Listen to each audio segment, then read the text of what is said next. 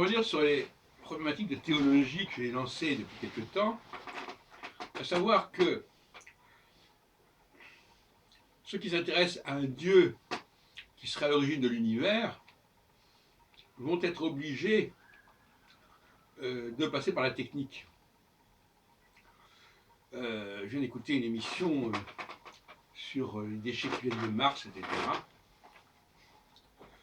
Je ne sais plus d'ailleurs sur quelle chaîne, pas sur quelle radio. Et on disait, oui, on a envoyé une sonde, etc. Donc, cet envoi de sonde, etc., tout ça, c'est de la technique.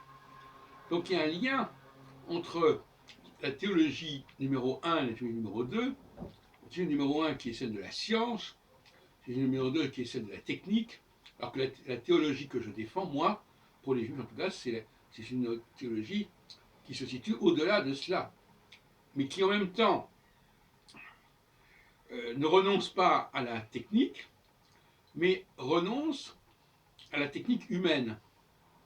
C'est-à-dire qu'il faut laisser aux extraterrestres, si on peut dire, le rôle de travailler sur la technique, et l'humanité juive doit être épargnée, doit être protégée contre cette promiscuité.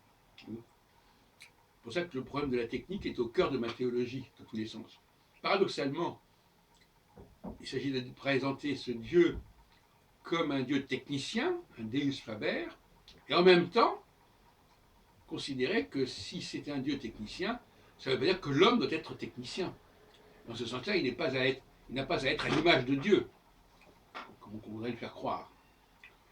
Alors, à ce propos, je rappelle quand même qu'en tant que, dans une approche critique de la Bible, que le Pentateuque a été écrit par des gens qui ne respectaient pas les valeurs de ce que j'appelle la théologie numéro 3.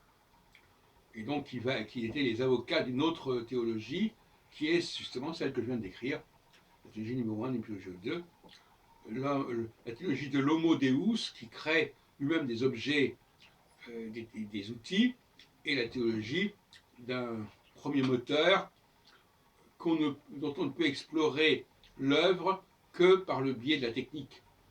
On a commencé par exemple par la lunette de Galilée, le télescope.